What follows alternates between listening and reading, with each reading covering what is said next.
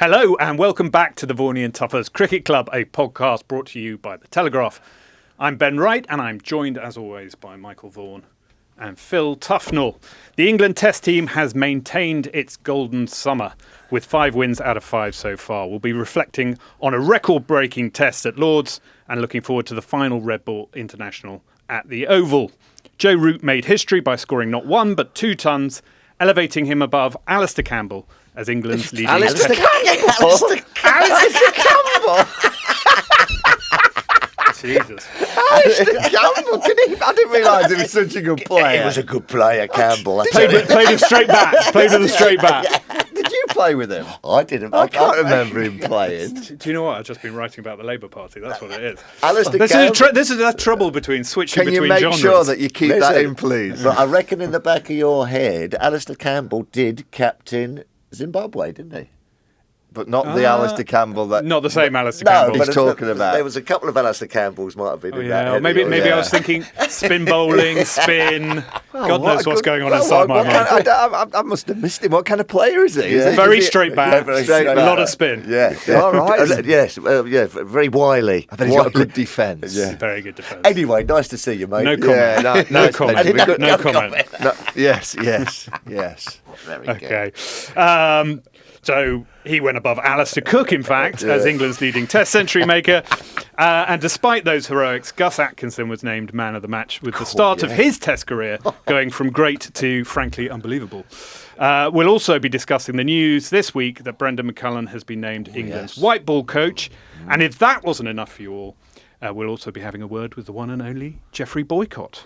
So let's crack on with it. Mike and Phil, how are you? It was very nice to see you hard at work in the media centre when I came up and had a... Yes.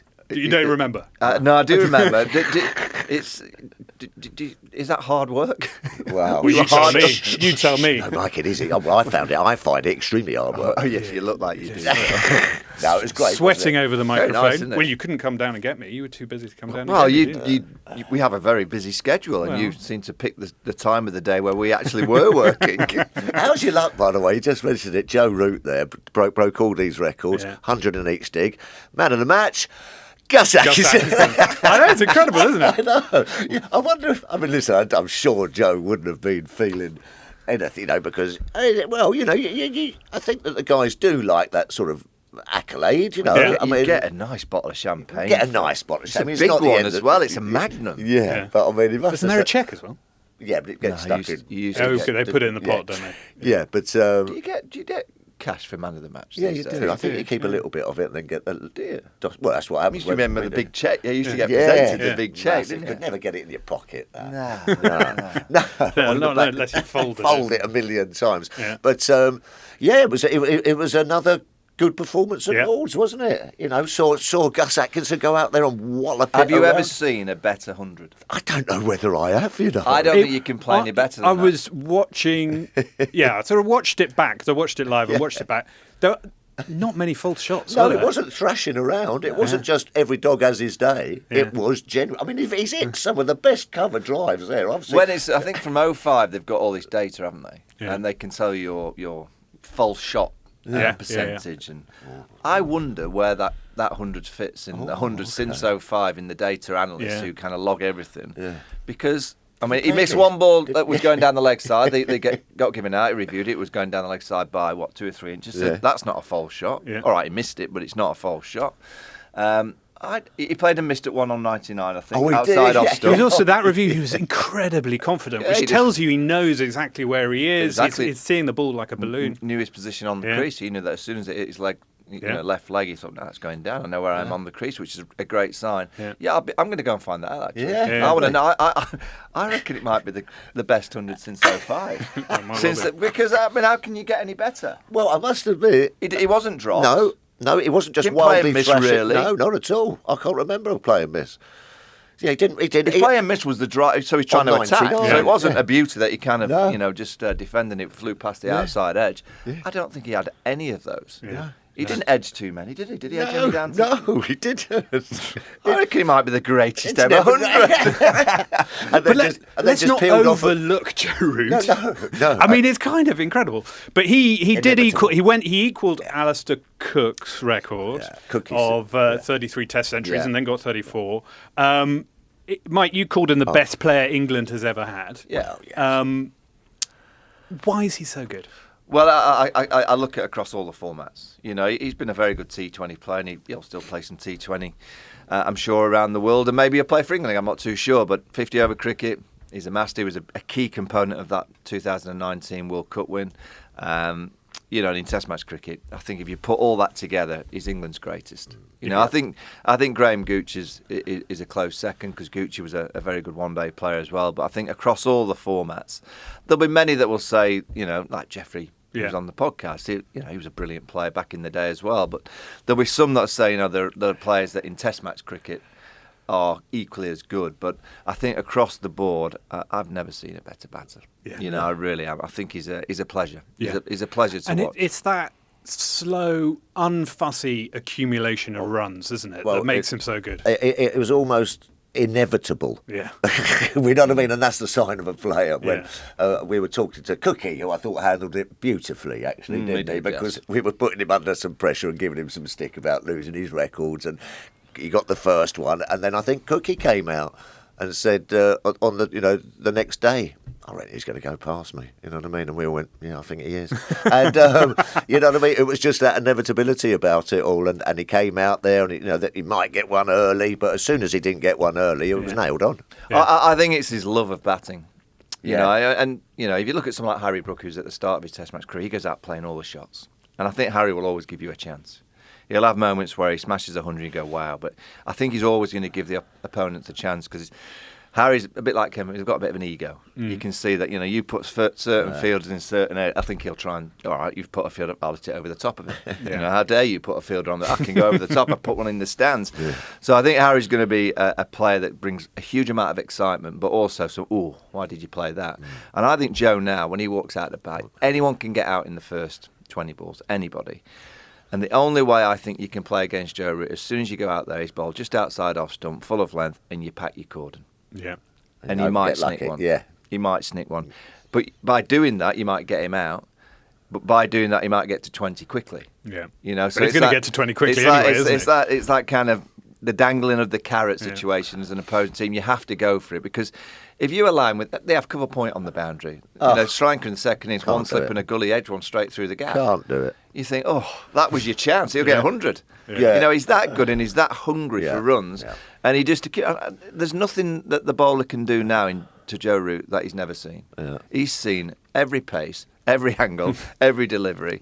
And he said something on the TV after his first 100 of the two. And he said, what I try and do is nullify my dismissal. So I know how they're going to try and get me out. So LBW is a key attack for the opponent, try and nick one back. So what does he do? He comes out of his crease, but with great balance. Comes out of his crease and tries to get outside the line of off stump, or he knows he's going to be quite far on the front foot. If it hits him on the pad, there's a chance it'll either be over that 2.5 metres or it might be going over the top. So, and that means he ends up scoring runs off what the bowler would probably consider one of their best balls. And he just knocks into that. It's annoying. Cover points. Cover points on the boundary. So guess Boink. what? There's a gap. Absolutely. And he just goes, thank you very much. One, twos. But nullify. It's a great lesson to young players. Yes, you've got to think about how you're going to score runs, but also think how the bowler's trying to get you out. And if you can nullify one or two dismissals, so i.e. you can nullify so you can take away being out LBW by being down the wicket because you're not too fearful of the pace. They've then got to get you out caught. And you think, well, if I don't make a mistake, there's a very good chance I'm going to score a few runs. So then it comes down to you making the mistake rather than the bowler bowling you an unplayable delivery. And also, it amazes me, and it still goes on time and time and time again. What you were sort of saying there, Mike, is that when you get a really good player come in, he's the best player in the side or the best couple of players in the side, it always amazes me how defensive captains go. Yeah. It's not the way. You've got those 20 or 30 balls. go ultra attacking to try and get him out, because otherwise you are making it easier for him. And I see it all over the world, you know. And the Aussies did it, okay, and it nearly scuppered them in the Ashes over here, that they try to completely defend against Bazball. Sometimes there are for it, like Lords, when we just hooked it all down their throat. I can understand that, but first up, to the best players in the world, go ultra attacking. I know it might take the captains a little bit of something, sort of a bravery, you know, but instead of having 2 slips, have 4 slips. Yeah. You know, have a couple of gullies, have a short leg, because that is your window. And I see it time and time again. Yeah, no, I agree. And 2 centuries, 1 in each innings at Lords. Pretty hard feat, isn't it? Only 4 people, I think, have achieved it. Not easy to do. Not easy to do. No. Who was the last? Have you done it, Mike? Well, I think I might have. And do you know, I don't think I got man of the match either. Really? I don't think I did, no. That's unbelievable. I think, I mean, you have to look back. It might have been Ashley Giles getting 10 in the match, or... Really? I don't think I was man of the match. Oh. I mean, I snuck in at a nice time with the West Indies a little bit tired, particularly in the second innings, and helped myself to 100. It was lovely, but pitch was flat. Yeah, I don't think I was, but I mean, inevitable. Yeah. As Phil said, as soon as he, particularly in the second innings, as soon as that ball went through, I think he was on 5 when that ball went through about 4th slip. Everyone went, there you go, done, 100. Yeah. So Root's feat has prompted a question from a listener. Tim Watton has emailed in. I really like this question. He said, should scores of 200 plus count as 2 centuries? Because obviously Root has got 34 centuries now. If you counted his double tons, it would be 39. No, you shouldn't. No, Why not? Shouldn't, because every because 100, you're in. No, because every 100 you have to start again. Yeah, correct. Yeah, so it's a completely separate entity. Yes. Yeah, fair enough. But that had, okay, a follow-up question to and the that, fact then. I didn't get a double 100, so I don't want that to count. Okay, well, fair enough. What is harder? And I'm going to ask this to Phil. A 5-4 or a century? Century. Really? Yeah, absolutely. Is it? I've nailed on. I thought absolutely, and I shall tell you for why. Because with a 5-foot, you've got to bowl well and everything. For a start off, you've got loads of opportunities because there are 6 balls in the over. Yeah. And usually, if you're bowling a 5-foot, that's like 20 overs or 25 overs or something like that. And also, a batsman, even though when you get in and what have you, you know, it becomes easier, so they say. I've never been in before. And I was in once, actually. I fell in once, actually, against Worcester, got 67. Lovely. Well played, Phil. Yeah, thanks. But every delivery that's coming down to you in a funny sort of way as a batsman is the first delivery. Yeah. It's the first delivery you've faced. Yeah. Because everything else takes one mistake, I suppose. And that, it only takes one mistake. But then every time, even though, you know, every ball I bowl is going to be slightly different. Every pitch is slightly different. Every atmospheric conditions are slightly different. You know, bowlers, you know, anything. You know, I've got balls. I've got wickets occasionally with the odd bad ball. You know what I mean? But if you play the odd bad shot, you know, 9 times out of 10 you might nick it or something like that. But then everything that's coming at you as a batter, you play that delivery, walk away, do your little bit of gardening, come back then. And then the next ball is really a completely different ball, if you know what I'm trying to say. Yeah, I do. But, I mean, playing devil's advocate, if you get 5 wickets, that's half of the wickets on offer. If you get 100 runs, it's probably it's less than the team's total. Do you know what I mean? I think overall, I tend to agree with Phil. Yeah.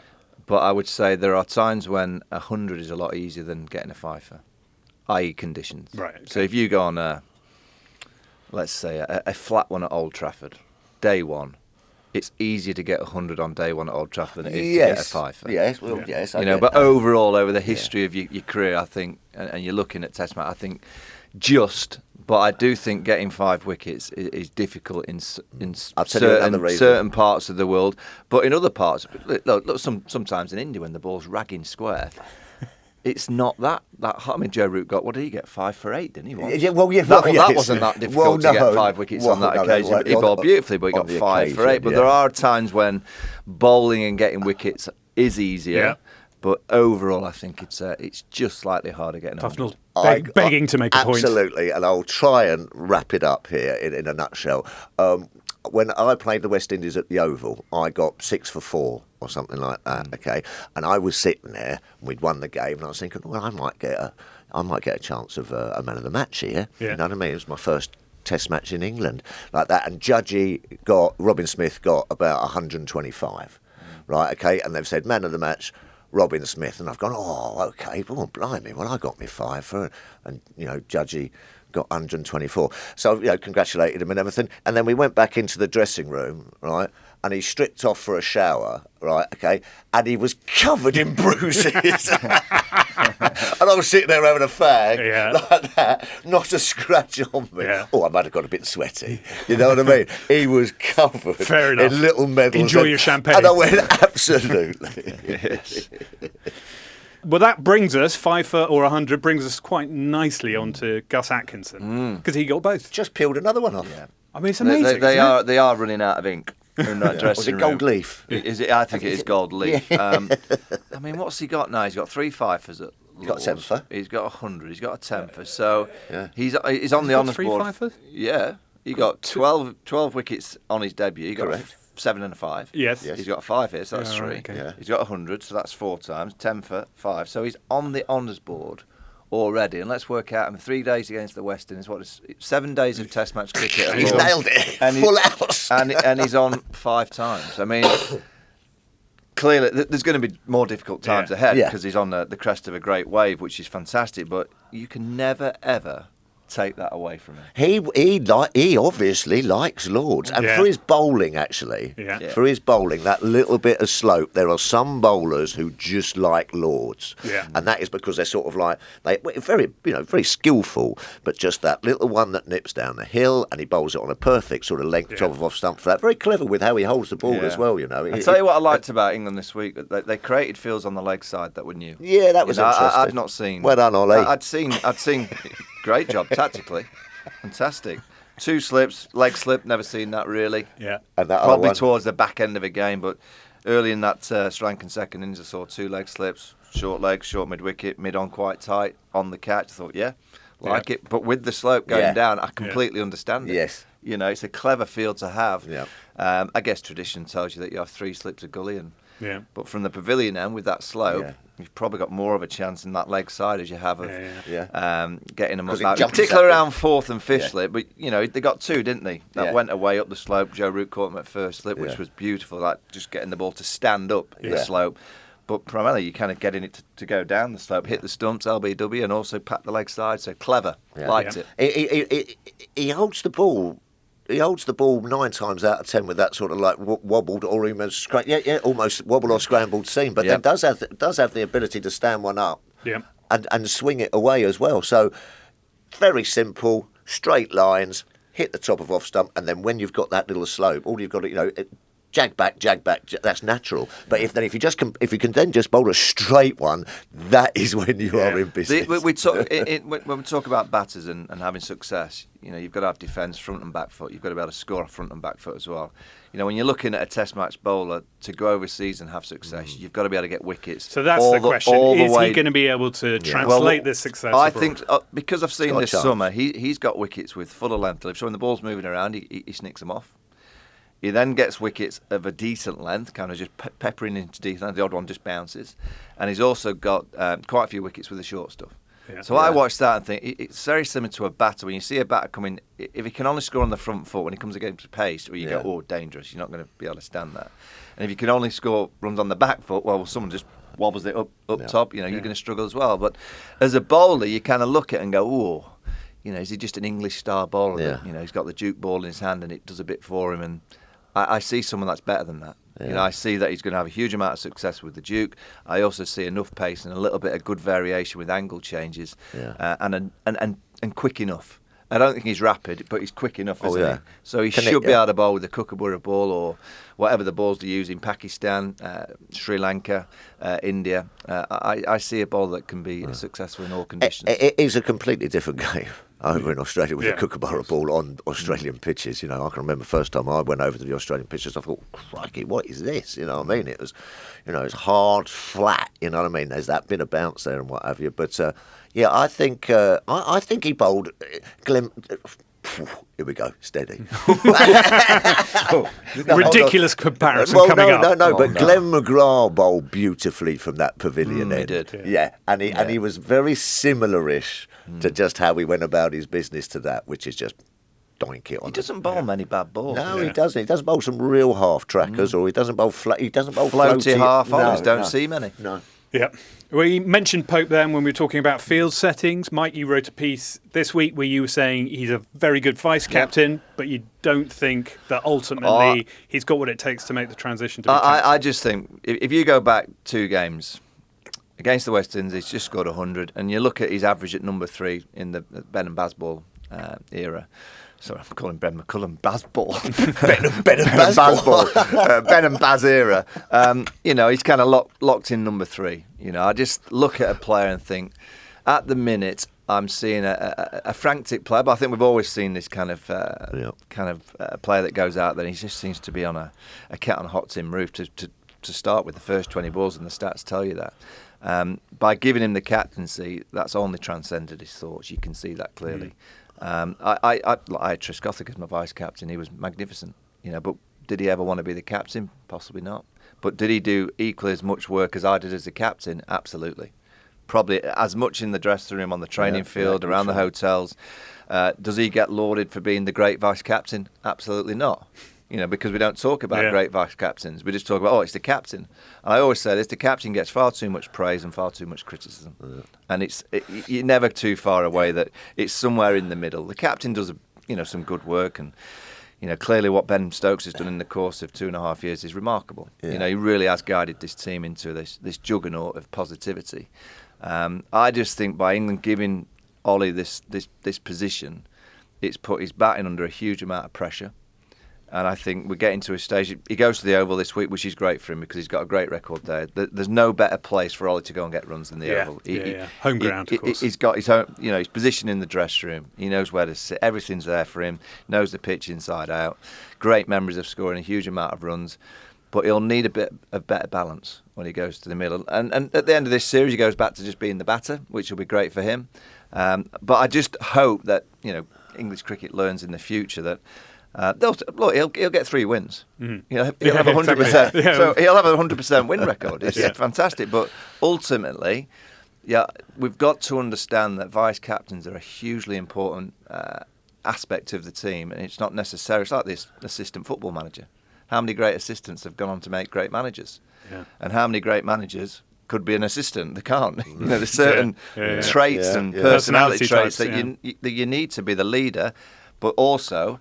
You need to be the vice captain. I just see a brilliant vice captain in Ollie Pope. I think it's been a slightly tough gig for him, hasn't it? Stokes is always going to be covered. They are pretty big boots to fill. Well, yes, and he's plus they haven't been, the boots haven't been fully vacated. He's up there on the balcony. His captaincy has been good. Yeah. So what we see on the field, and I always say this, that actually the on-field stuff is.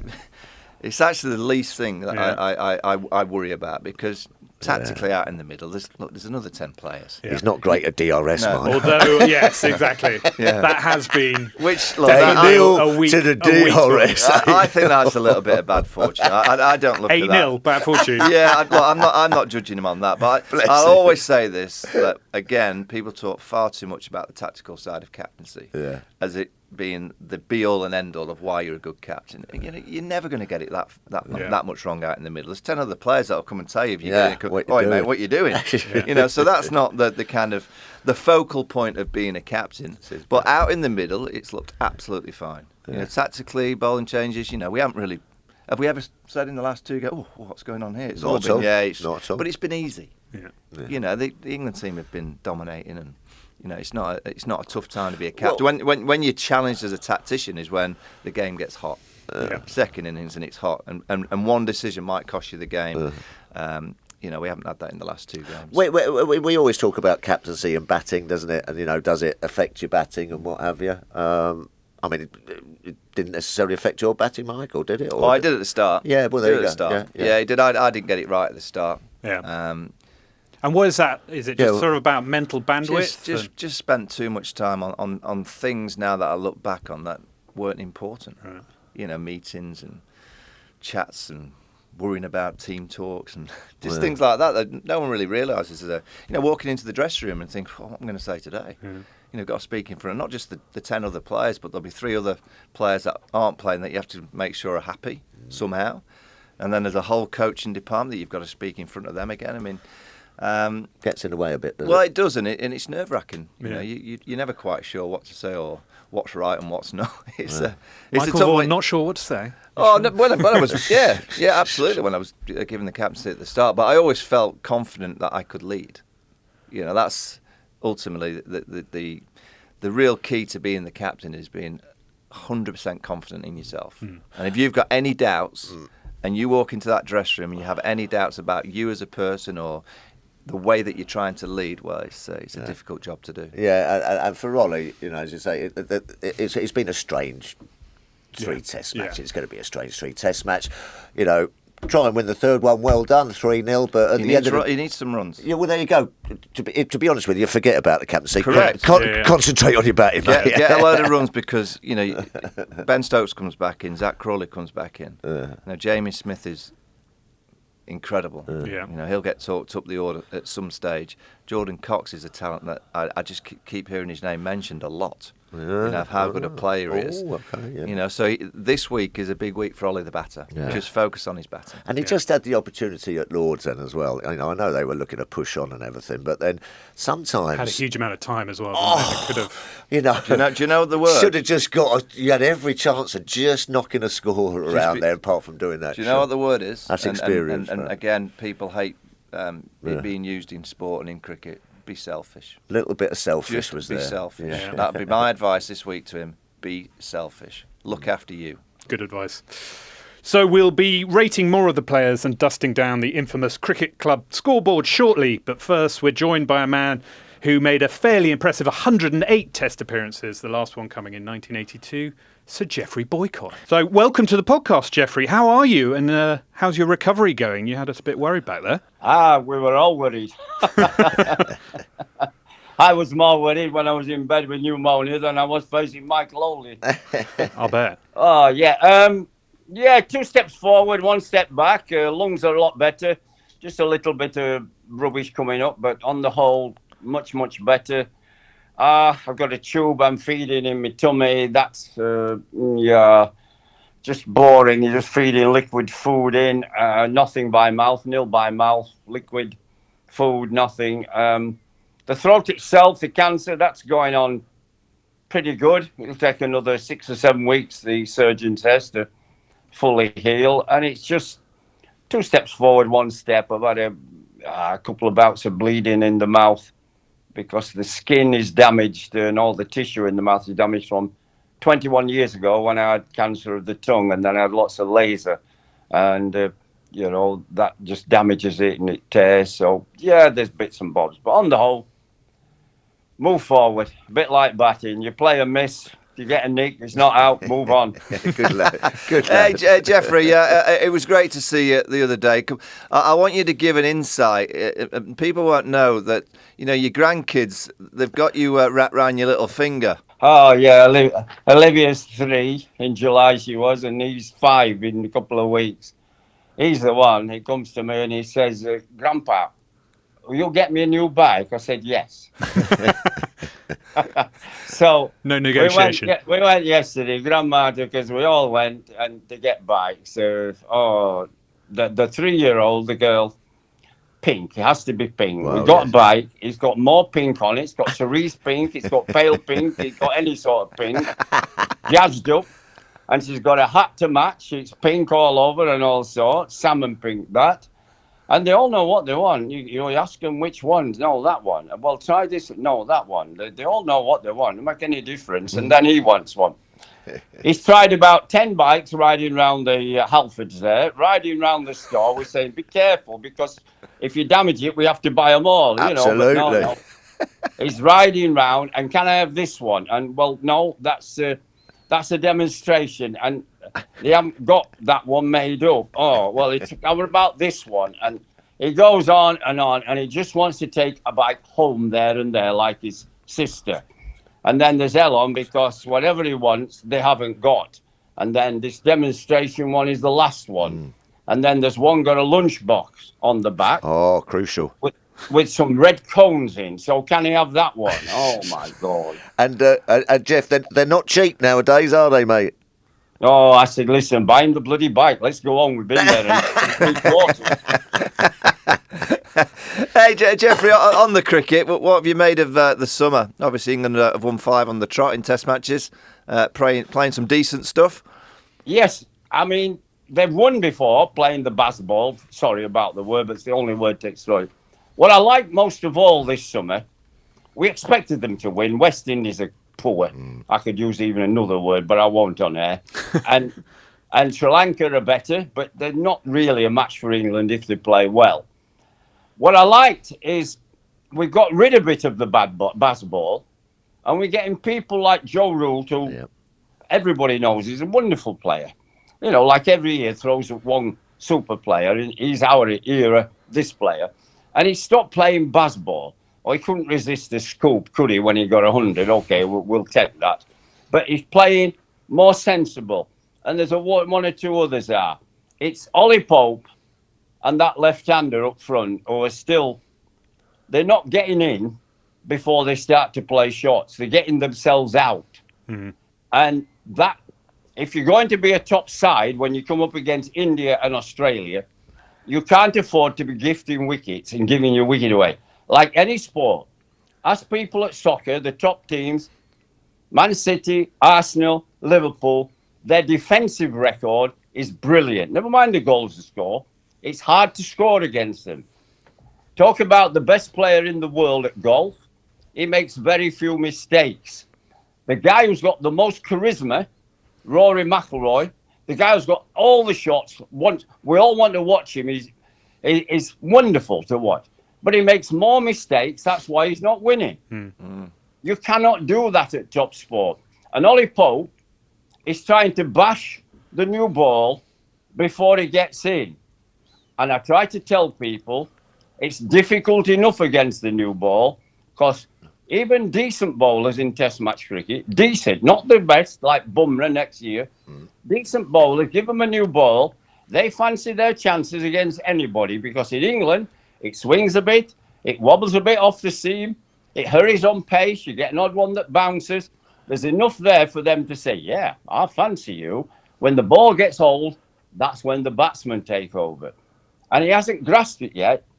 It's not just about his batting. Yeah, you could say he falls over a bit, this and that. You could rectify that if you knew what you were talking about, batting. I don't know about the England coaches, but you can solve that. What you have to solve first is the mind. Just off air, Philip was saying you have to be in the right state of mind? You have to. Even one of the greatest 4 players I've seen in my whole life, Brian Lara, I talked to him at the Test match when West Indies came a lot. You have to give the bowlers 40 minutes, 45 minutes to get in. That's one of the greatest shot players we've had in the modern era. And he took the game away from people when he got in. But he didn't bash it about from the word go. He said, no, I got to get in. It's up there. They're in charge for 45 minutes. I've just got to get in, get a few runs. Then I can start to express myself. Ollie Pope, cutting off the front foot against the new ball. Whoa. You need to be Vivian Richards to do that, and he ain't Vivian Richards. And then second innings, he's trying to show that he wants the team to attack and be positive and score runs quick. And he jumps to leg and tries to cut it over point, and it holds out. He hasn't got in. He has to accept that he has talent. He's a goodish player, but he's not Lara, Richards, Tendulkar, Gary Sobers. He's a goodish player, so he needs to get in. And the penny hasn't dropped. Somebody wants to put a penny in each lug hole and see if he makes a difference. Geoffrey, you mentioned Joe Root there. Obviously, he broke the record for the number of Test centuries. You got a few yourself, and you've seen a lot of Joe Root. Can you put your finger on what it is that makes him such a great batsman, apart from the fact that he's a Yorkie? Well, that helps, doesn't it? We produced more players for England than anybody our county. Look, first of all, look at his defence. He plays very tight and close to his pad when he plays forward. He has a good stride. That's important. He gets close to the ball, gets his head over the ball. They're all simple basics. Watch him when he plays back. The bat is close to the body. He's rarely ever feeling for it outside of stump, tentative poking at it. It doesn't work that way. You have to be close to your body. So your head is over the ball and on the line of the ball. And that's the secret of it. He's also good at getting singles. You watch him, a lot of his innings, you watch him, and he's 30 runs, and you go, he's hardly played a shot. And he's just pushed a 2, and he's angled 1. He might have got 1 half volley on his legs, and he's tucked it away for 4 nicely. And that's the secret. He's not making mistakes. Watch his batting. There's very few mistakes. And the guy up front, the left-hander, could learn from that. Yeah. Ducky. Yeah. I mean, how many times a spinner comes on, he goes to reverse sweep or reverse hit before he's had a look at him, hasn't he? I never say to people, play defensive, but it's important to have a good defence. Very different, subtle difference there between playing defensive and having a good defence. Yeah. Defence is your springboard to attack later on. And we were taught, and it still holds true, just have a look at the bowler. Have a few balls, get used to him. See whether he spins it or not, and the spinner. But no, as soon as he comes on, clever dick, reverse sweep, hole out. Just a clever dick, isn't it? Just brainless. If you were playing in the local club cricket, the lads would say, what the hell are you doing? They'd tell him when he go to the pub or he come back to the dressing room. Yeah. He's just giving it away. You can't afford to keep giving your wicket away. Bowlers will get your wicket, especially up front where he bats and Pope bats.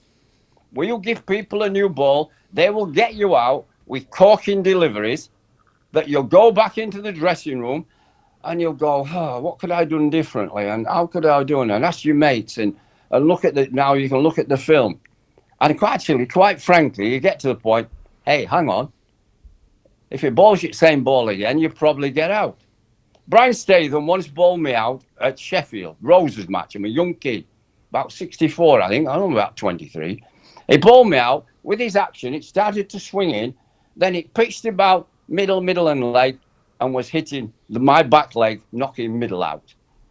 I went, not out. And I'm sat with an orange juice that night in the committee room. They've had us up. And he come over to me, a lovely man, Brian. He said, what's the matter? I said, well, just got no, you just bowled me out. He said, Geoffrey, he said, if I bowl me another like that on Monday, they'll have bagged him. He was trying to be nice, but I went home thinking, God, I'm going to get a pair of you.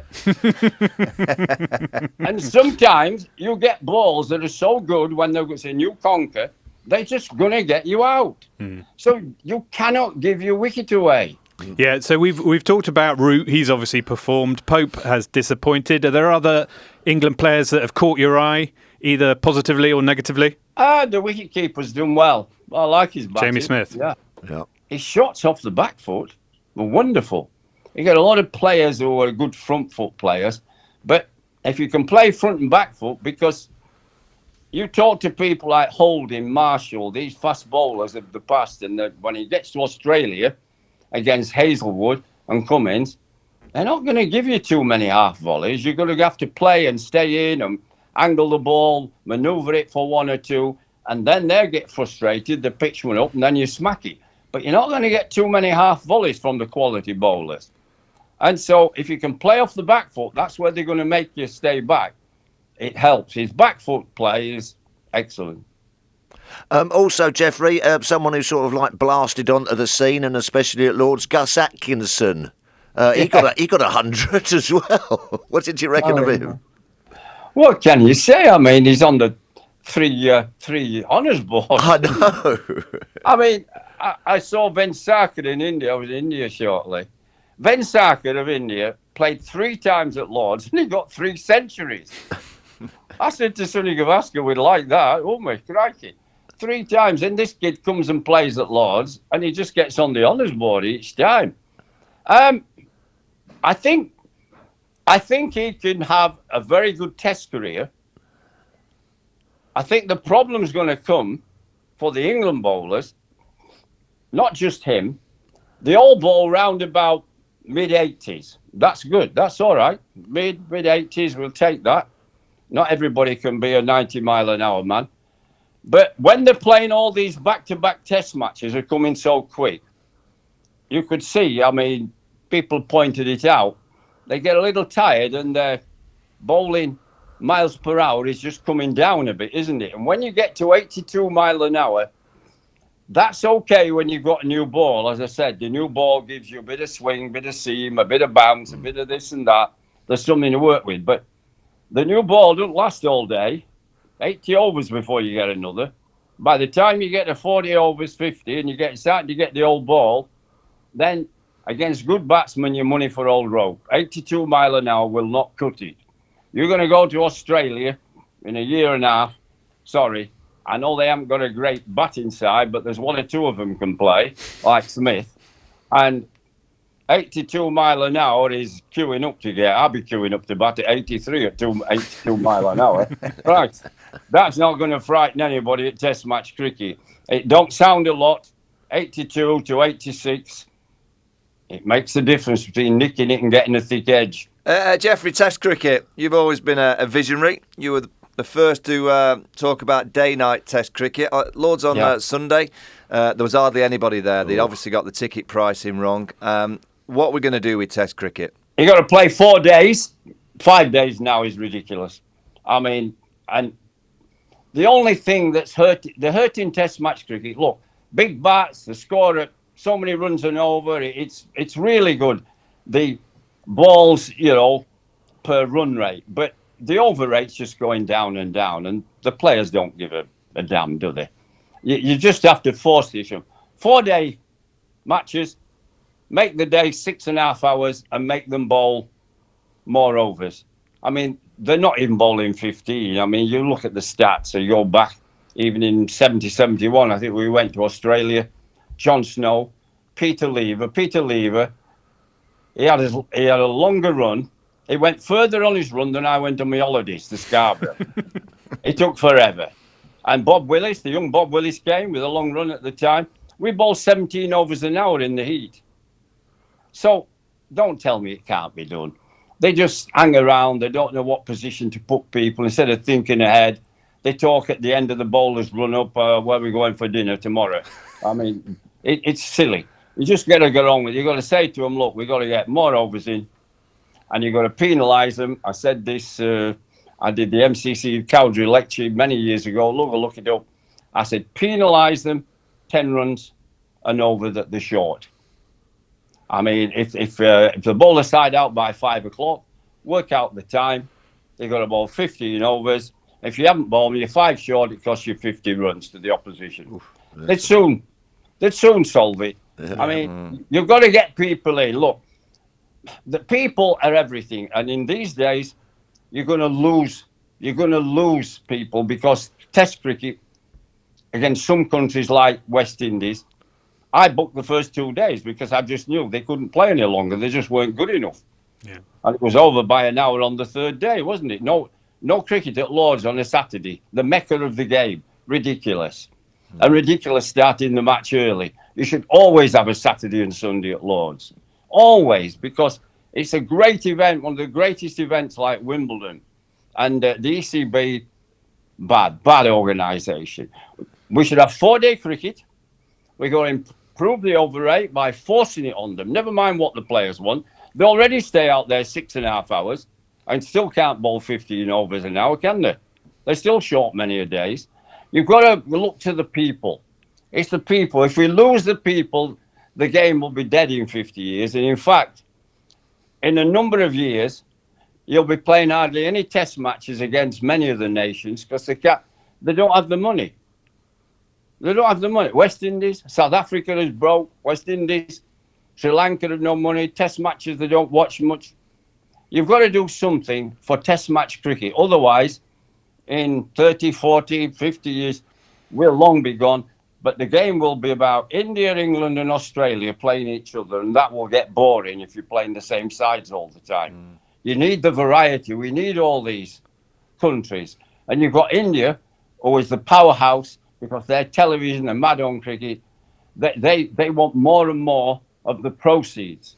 Instead of saying, listen, we're rich beyond compare, we should be helping these other countries survive so that we can play them, we can have the variety and the interest and the good players from these teams. Because if we don't, they can't make enough money. And their teams, you've seen what's happened to West Indies, Sri Lanka, these teams, poor.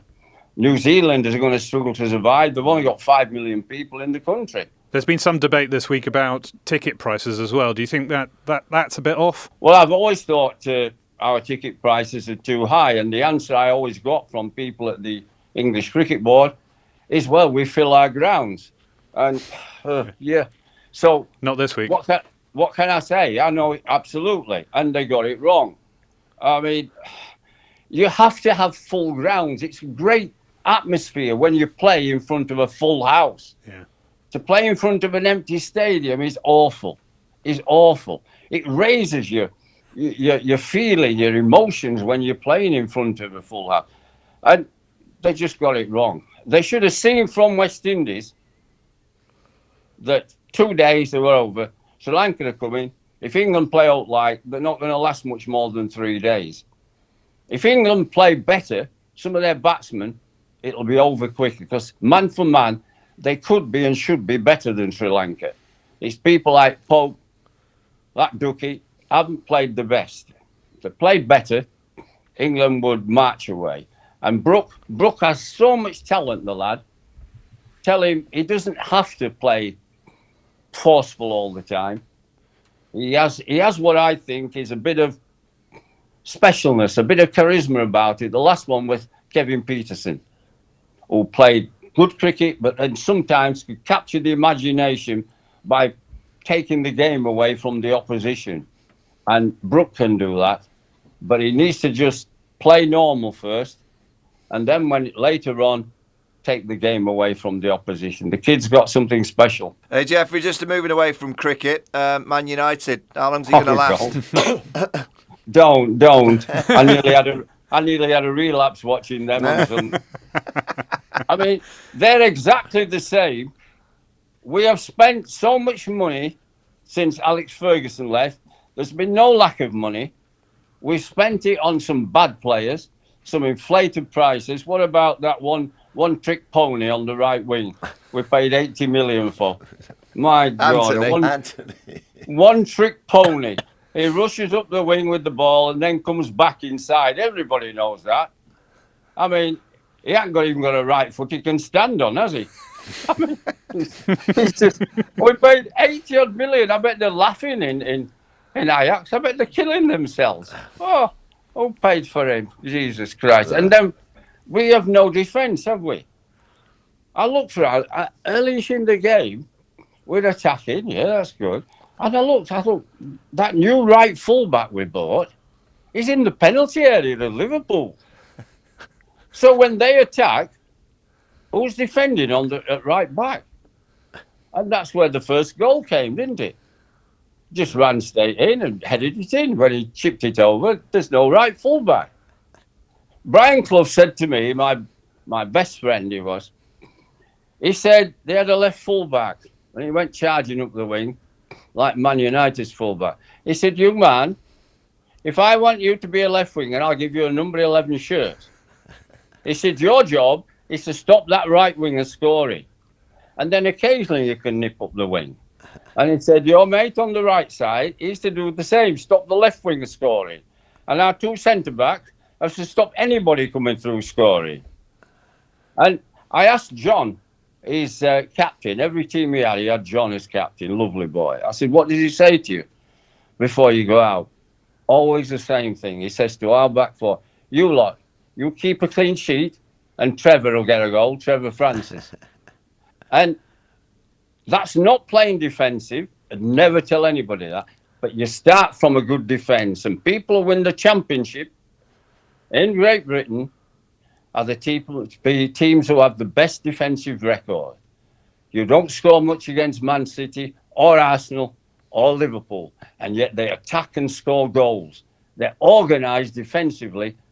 And then they hit you hard when they attack. it must be the coaching. It's not good enough. I think you need to go to Carrington, Geoffrey. Get your whiteboard out and give him a demonstration. Geoffrey, it's always a massive pleasure to have you on the podcast, but especially this time. Great to hear that you're on the mend. Thank you so much for joining us, and stay well. Cheers, Jeff. It was great to see you, Geoffrey. You look great. Ta-ra, mate. Okay, so looking ahead to the third and final test match. Phil, are we confident it's going to be a clean sweep? 6 wins out of 6? Yes, pretty much so. The Sri Lankans have fought well. Yeah. They've fought well. I've been impressed with them, but over that period of time, that's what Test cricket's all about, isn't it? You know what I mean? That sort of wearing down process. Can you do it for session after session? Put pressure on with the ball. Can you then make most of starts? They just haven't had any starts, Sri Lanka, really. So they've always been behind the 8 ball, but then they've fought quite hardly. I think that's going to be very similar. What's going to happen at the Oval? I think England on a roll, going to win 6 Test matches out of 6 for my money, and that's a great effort. Yep, and we've got Josh Hull coming in for Ollie Stone. Excited about seeing him bowling? Absolutely, 6'7", size 15 feet apparently. He's huge. 15 feet. No, he hasn't got 15 feet. He's got size 15 feet. Otherwise, he'd be a centipede. Listen, I think it's another McCullum and Stokes sort of pick, isn't it? Yeah. You know what I mean? Let's have a little look at him. 2-1 up. Oval, going to be a little bit bouncy, perhaps, the Oval. Let's just see what you got, young man. It's a fantastic story, really. I mean, he wasn't really playing cricket until about sort of... He was a rugby player, wasn't he? 17 or 18. Big Looks lad like a rugby player. Well, I think what happened is they picked him last week. And if you think about Matthew Potts, he's done picked him for the squad. And actually, and Potts bowled well at Lords. Yeah, he did. You're looking at Matthew and he's thinking, But I completely understand why they've gone with Josh Hull, because I reckon he's been around the squad last week. Someone like Jimmy Anderson's looked at him and gone, wow, he's big. This guy's good. Really? Or in the nets? Or and he was bowling out on the square, pretty much most lunch. And we were watching him and thinking, he looks handy, So sometimes a player comes into the squad and just in practice, you see something quite special and you think, got to get him in. Yeah. And Matthew Potts is very unlucky, but I completely understand why they're going with Josh Hull. X factor, point of difference. I think with Potts, you know what you're getting. Yeah. And I don't think Potts will ever let England down. No. And he is unfortunate to miss out this week. But when you see something a bit special, and I think England have seen something in Hull and gone, left arm. Yeah. Bashir, a bit of rougher. Yeah. Bashir. Oh, yes, forget left arm. Those massive feet. All 15 of them. There'll be massive holes on day one, won't they? Be bowled over the wicket. There'll be like trenches being dug out for Bashir, which will be great. But I hear only good things about Josh Hull. And we're in the post-Anderson, post-Broad era. They just want to increase that stable of quicks, right? Well, if Hull can be the deal, right? If he can be the real deal, you go a year down the line, getting on that plane to Australia. I'm not saying he's going to be a shoe-in to start, but if you can have a tall left arm quick, shoe-in. Shoe-in. Huge shoe-in. Massive. If you can have a huge shoe-in, but if you can get to Perth, and you've got someone who's 6 foot, what is he, 6'8"? Yeah. And he can bowl 85. He's getting bigger. 7'2". Yeah, if you can have a huge monster running in at Perth, bowling 85 to 87 from left arm over, you'd take that. Yeah. Starkey's done it for Australia for years, hasn't he? Yeah. I don't think he's as quick as Mitchell Stark. No. You're looking at skill sets. England are pretty much covering all angles. Yeah. And it's exciting. I'm actually now going to the Oval. I want to have a look at this kid. Yeah. You know what I mean? I think it's just a good. Do you know what's exciting for young kids playing cricket now? Yeah, we can get there quickly now. You look at all the youngsters that are coming through. You're not far off. Yeah. No. Because this England setup, if they see something in a player. Yeah. And they feel that they talk about this ceiling, don't they? The ceiling. If they feel the ceiling's high on a player, they're not scared to throw him in. Yeah. Well, as you say, he wasn't really playing about 16, 17 years old. You know what I mean? Yeah. He was just playing representative cricket. He's only 20 now.